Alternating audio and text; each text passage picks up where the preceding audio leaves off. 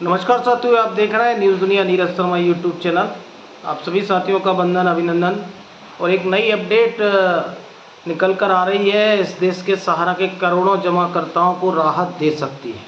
मैं आपको बता दूं कि सहारा की 4 credit cooperative society, Sahara credit cooperative society, Saharayan universal multipurpose society, हमारा इंडिया और स्टार मल्टीपर्पज़ सोसाइटी, आज इन चारों क्रेडिट कोऑपरेटिव सोसाइटियों के जमाकर्ता आज पोर्टल की तरफ जो है निगाह भर के देख रहे हैं, क्योंकि सम्मानित सुप्रीम कोर्ट ने एक सहारा रिफंड पोर्टल का जो है लॉन्च किया था और 5,000 करोड़ रुपए उसमें जारी किए गए थे। तो उस सहारा रिफंड पोर्टल के 5,000 करोड़ रुपए प्लस ब्याज लगभग 5600 करोड़ का भुगतान इस सहारा रिफंड पोर्टल से हो गया है।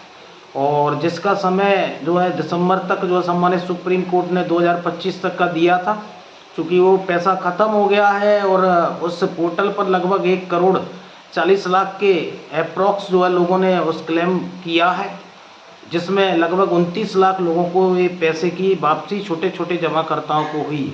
लेकिन एक बड़ा वर्ग है जो आज भी अपने भुगतान की बाट जो रहा है, और आज उनको जो है मिला है तो सिर्फ डेफिशिएंसियाँ और कमियाँ। तो सहारा रिफंड पोर्टल पर 1 करोड़ से ज़्यादा लोग हैं जो आज अप्लाई किए हैं, जिन्होंने आधार कार्ड, पैन कार्ड एवं बैंक अकाउंट को दिया है, लेकिन उनको डेफिशिएंसी आ रही है। सहारा ही उन सभी चीज़ों को चेक कर रही है।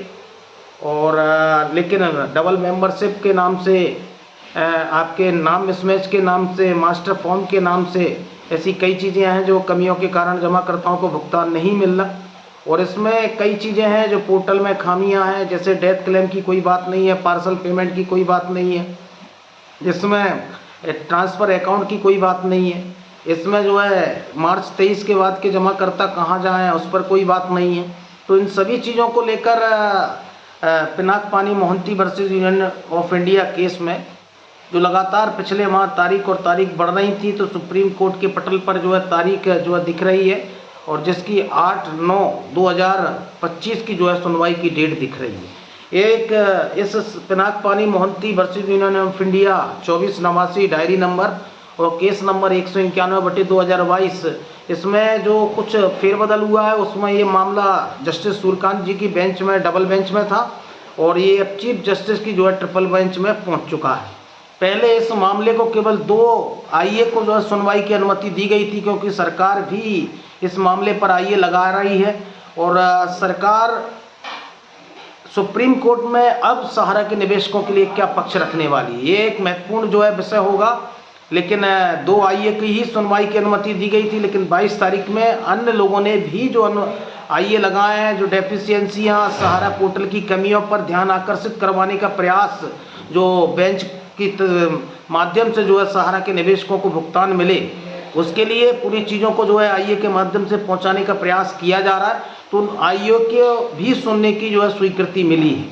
तो 8/9/2025 जो है इसकी टेंटेटिव डेट दिख रही है, चूँकि मामला लिस्टेड कब होगा कब नहीं होगा, लेकिन अगर इस पर सुनवाई होती है और सरकार उस पर पक्ष रखती है तो निश्चित सहारा के निवेशकों के लिए कुछ नहीं बहुत कुछ राहत की खबर आ सकती है। और सरकार अब क्या अगला स्टेप उठाने वाली है, क्योंकि बिहार चुनाव नज़दीक है, और चूँकि अमित शाह जी ने देश पर आह्वान किया था कि 45 दिन में भुगतान मिलेगा, और अमित शाह जी ने जो है पाई के भरोसा दिया था, तो सरकार की किरकिरी हो रही है। और ये मुद्दा भी चुनावी मुद्दे में जो है उठने लगा है। प्रशांत किशोर जो बिहार में जन रैली निकाल रहे हैं, वो उन्होंने भी सहारा के निवेशकों के भुगतान की बात की है। तो सुप्रीम कोर्ट में जो सुनवाई की डेट आ रही है और सितंबर में सुनवाई होनी है, उससे जो है करोड़ों जमाकर्ताओं को राहत मिल सकती है, ऐसा मैं उम्मीद और विश्वास करता हूं।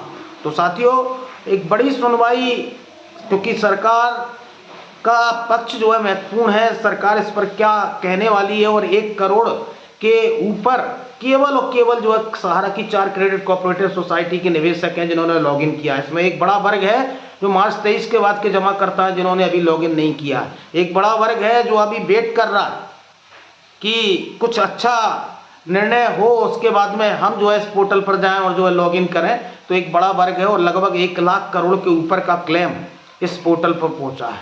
तो देखिए कि क्या निकल कर आता है, और चीफ जस्टिस की बेंच इस पर जो है आईए के माध्यम से पूरी चीज़ों को, एजेंटों की परेशानियों को, जो डेफिशिएंसियाँ कमियाँ आ रही हैं, जो मार्च 23 के जमाकर्ताओं को नहीं लिया गया, डेथ मैच्योरिटी, पार्सल पेमेंट, सभी का ध्यान आकर्षित करवाने के लिए व्यक्ति विशेष और निजी संगठनों ने जो आईए लगाया है। लेकिन उनकी बात को सुना जाना चाहिए और चीफ जस्टिस ट्रिपल बेंच इस बात को सुने, इसका जो है उम्मीद और विश्वास है। लेकिन जल्द से जल्द जो है इस मामले में सुनवाई हो, ऐसी मैं उम्मीद और विश्वास करता हूँ।